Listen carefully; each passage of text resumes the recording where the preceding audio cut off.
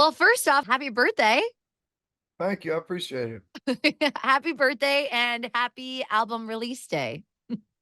Yeah, that's exciting. That's something to celebrate, isn't it? Yeah, I think was that strategically planned that you wanted to give yourself a gift on your birthday and give the world a gift on your birthday? Well, I mean, I don't see a better day of the year to do it than on your birthday. Put out a 18-song album, you know? I would say that's yes, that's aligned with a gift that you want to give not only yourself but the world too. Don't mind if I do is going to be coming out. We're very excited about it, and then you're going to be coming to Canada for a tour, which we're so pumped for to have you. It feels like it's been a little while. Yeah, it has, and I'm always excited about coming back up there because the crowds keep growing and the fans, that keep listening to the music. So it's going to be a lot of fun, especially having a lot of brand new songs out to play. Yes, exactly. And not only what's really cool is yes, you have your own album coming out, but you're also featured on Brooks and Dunn's second reboot album, and you're singing She Used to Be Mine. But I'm intrigued to find out the process. Like, did you get to pick your song on that, or do you get assigned one? How does that work? Well, I was very fortunate. I got to pick my own song. She Used to Be Hmm. Mine is one of my favorite songs anyway. So it worked out great. It was obviously such an honor to get the call, and I was pretty jealous I didn't get asked to be on the first one, so timing of it was great. Yeah, I mean, the first one was fantastic, but I imagine the second one is going to be even more incredible, and you're along with some great company as well. Did you actually get to hang out with Brooks and Dunn during the recording, or was that something you kinda did on your own time?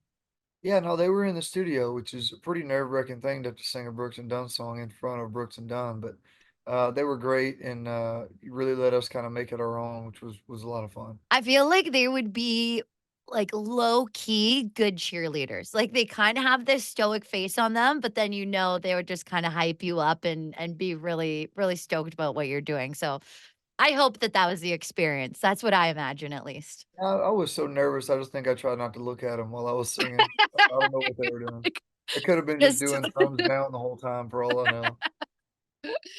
well, you're not a stranger to a hit song by any means, but I wanna know if there's a difference between, having a big hit on the radio versus having, like, a huge song on TikTok with "You Look Like You Love Me." Like, is that a different feeling, or is that just like, how does that play out? It may end up being a very similar feeling, but when it happens, it's very different. You know, TikTok scenario like with you like you love me is really seems like it's overnight. You know, I mean, you open your phone one day and you can't find anything but that song. And the Mhm. radio takes several weeks for a song to get up the chart and really get heard. So it's a very different type of success musically. Yeah, it is so crazy that nowadays, like, that's almost like a staple of, have you had like a TikTok song go viral? And now you have. I've even used that song for a video with my dog because she loves sticks. And obviously, the song just makes sense for that one too. But it's just so crazy how fast it came. And yeah, it must have been pretty crazy. Like, do you see your TikTok algorithm just feeding you that song once you start watching it too? I don't know that I've really been on TikTok much. I mean, I've got one, but I got people that are smarter than me that help handle that. So I don't know what the algorithm's doing, but I certainly know when I open my phone, it's playing somewhere half the time. So it's doing well in that world. So, are you then not aware that you're viral on TikTok? And I don't mean your song by any means. I mean, like, you personally, like, a lot of ladies are liking the way that you What did I look. do? Uh, Not me It's doing just something bad. It's just you. So I guess I'm telling you this, but you're a big deal on TikTok, and a lot of people will share videos of you from from your concert, and they're swooning. They're swooning really hard, and you're kind of like the hot thing on TikTok. I can't wait to tell everybody that I made it. I'm I'm the thing on TikTok. I finally made it. Call your mom after this interview and let her know that People you've are like, "What's officially TikTok?" Yeah. well, you are, and, I'm proud of you, not only for your musical abilities, but also because you made it on TikTok. Yeah, I'm starting to get proud of myself too now. We can celebrate together. Actually, you can celebrate I have to. be remiss not to mention Carl, your Yeah. cowboy corgi. I'm a big dog lover, and I feel like I may have, like, an unhealthy obsession with Carl because I saw him when you got him at just, like, a teeny little puppy and how cute he was, and now he's going hunting with you and coming out, and, Now he's full grown and he's a little bit bigger than he was. yeah, just a little bit. He's still, like, mini sized, but, Yeah. like, in the most adorable way. I saw last year that he was it a rubber chicken for Halloween or just a chicken? It was I just a don't chicken. Yeah. just a chicken, okay. So, A chicken dog. just a chicken dog. Does he have any big plans this year for Halloween? It's right around the corner. Been trying on some costumes. I got him a pirate costume. He seems to really like that one. There's one where like there's a cowboy riding him. Come He on. likes that one, but he's always trying to throw him off, so we'll see. He's a creative dog. It's actually extremely entertaining when they start to run and the guy on the back kinda just does his own thing. I got a good costume. My dad just thought of this. You remember that cartoon Cat Dog? Okay, yes, Well, what yes. if it was like a cat that's coming out of the backside of Carl? That is So ingenious. I think you like might that. have to do some crafting in the next Yeah, little bit here.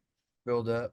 You've got about 2 weeks to make it happen, so, we're gonna be keeping an eye on TikTok to see if we see Yeah, that we'll make there. sure we get Carl and the cat half on TikTok. Yeah. I mean, if you're as famous on TikTok, I think it only makes sense that we try to get, Carl to that level of famous Yeah, as well. he's a real star anyway. He doesn't need much to get that famous. He's pretty adorable.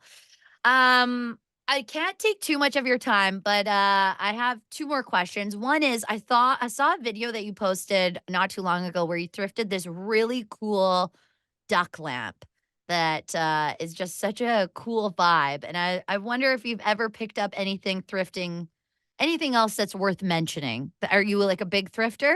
Well, big thrifter. Most of it's like old, like Alan Jackson tour shirts and stuff. I Love found that. some pretty cool hats, like old school Caterpillar hats and stuff like that. Uh, I found a bunch of fishing lures, like old wooden fishing lures. My dad Mm. gets really excited about that kind of stuff. So if I'm ever somewhere like a garage, thrifting is okay, but garage sales is where it's at. That's where you find the real deals. Also estate sales. If you just wake up Yeah, on a that's just Saturday that's morning. that's just fancier garage sales is all Yeah, that is. it That's is. what rich people say when they're selling a garage sale. They call it an estate sale. It's the same thing. I wanna preface by saying I'm not rich, but I have I will hit I'll tell so to the listener, a garage sale, they will have a push mower, and an estate sale, they'll have a zero-turn riding mower for sale. That is true, but yeah, it's among all the other bougie Yeah, stuff. once you if you can get into the gated community where they're having the estate sales at, you got a chance to really find some good deals. Exactly. Probably not a duck lamp, but I imagine some A other lot of duck things. lamps for estate Yeah. sales. That's a Yeah, it garage probably sale item. yeah. Okay, and last but not least, hypothetically speaking, there is a festival that you're in charge of. You are in charge of booking. You get to book someone for Friday, Saturday, and Sunday, and you can pick anyone alive or dead. What's your lineup? Yeah. Merle Haggard's gotta be on there. What day are you putting him? Oh, well, I'm going all 3 days. Oh, So, I put him on Friday. okay, yes, yes. Yeah, you're going all 3 days, of course. Yeah, I'm going to watch. I'm not on the festival lineup, I'm No. just watching. Yeah, no, we're Alan all Jackson one nice. day, maybe, maybe Eric Church one day. I feel like that's a good festival lineup. There you go. That is a very good festival lineup, one that I would buy tickets for, and I love that you actually only did country music too. I thought you'd maybe throw something else in there. Yeah, well, this festival is a country festival. We're going straight country and one that I would buy tickets This for. is like the garage sale of country festival. It's not really an estate country festival. I don't know if Eric Church would like to be classified as a garage sale. I think he views himself in a good way, more estate sale. I think Alan Jackson would like and Merle would take the garage sale for sure. We've all played in garages at some point, so Yeah.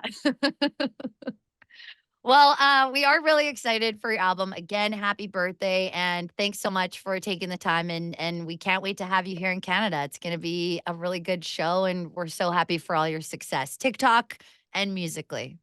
I appreciate it very much. Look forward to coming up there.